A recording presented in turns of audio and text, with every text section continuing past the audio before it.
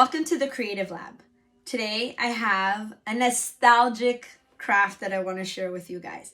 I have been dying to do this craft for a while. I put it on the back burner, and you know what? With all this time that we have on our hands now with quarantine, I was like, all right, bucket list craft, we got to get this done. We are going to be making necklaces with beads, but not any kind of beads, Perler beads. So let me tell you what Perler beads are. If you're my age, you'll know. They are the tiny beads that they look like little tubes, and they were the beads that you put on a pegboard following either a certain template or your own abstract idea.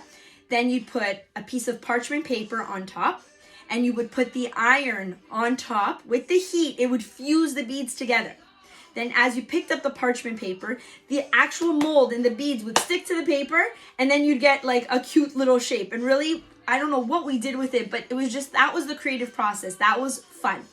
So I saw this, and somebody had put them in the oven and began to melt the beads and change the shape, which created something like that. So what I did was, first step of this activity, you will preheat the oven at 400 degrees, and you will put the pieces of the Perler beads onto a baking sheet, obviously onto a baking pan as well, and put them in the oven for about 8 minutes. Now, if your beads are fairly bigger, like mine are about a thumbnail. If your beads are that big, 8 minutes. If your beads are a little bit smaller, I wouldn't put them in for more than 5 minutes, because remember, you have to string your string through the beads. And not to worry, I will have all these instructions written up on our website. Now, after you melt the beads, you pull them out of the oven. Make sure, because they'll be stuck onto the parchment paper, make sure you move the parchment paper off of the baking pan, because once they're on the baking pan, they still will cook because of the heat on the baking pan. Let them dry, and then they're ready for creating, all right? These came out, honestly, looking like mini Cheerios. I thought they were so cute. All right. When you do that, what else you will need for this craft? You will need string. I personally like to use an elastic string. This is a 1 millimeter elastic string. You can use whatever you have kicking around the house. And also gauge. If your string is pretty thick, you might want to take out those beads beforehand. If you find that like your string is kind of thin, again, gauge it. So you'll have a piece of string. You will have, I purchased these. You don't have to. This is just kind of fancy. These are crimp covers. So crimp covers basically eat the knot, and then it just finishes off your necklace in a really nice way. If you're going to use the crimp covers, you will need pliers and then scissors. You don't need scissors this big. We're just obsessed with scissors at Raising Artists, so I figured these guys need some love too. All right. What's fun about beading? Many things. Number one, beading engages children for a very long time. Now, I have done many crafts in all my years, and I find that beading is the only thing that they will sit quietly for like 45 minutes and just bead.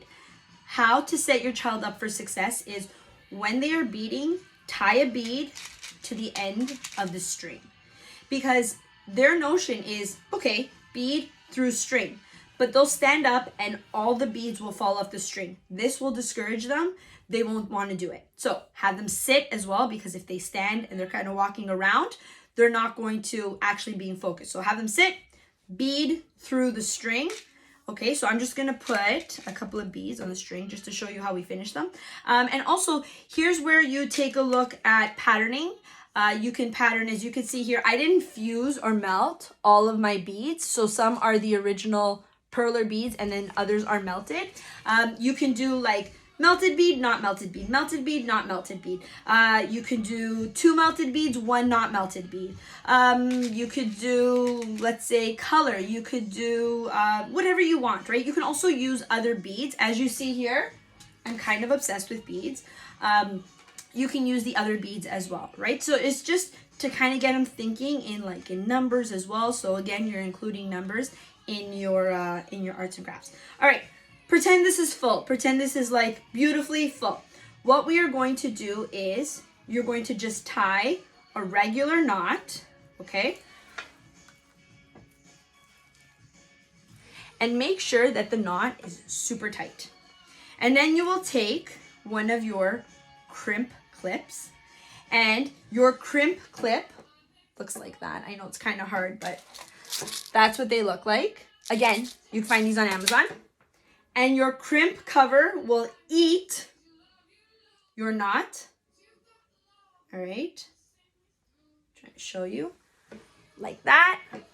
And then with your pliers, you will close it. Now, if your child is 7, 8 years old, I'm sure they can do this on their own.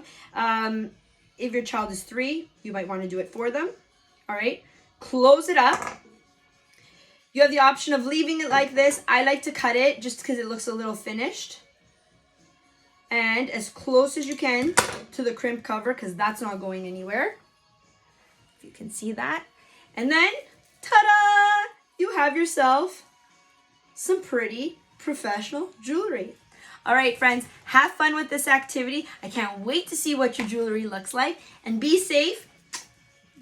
And we'll see you soon.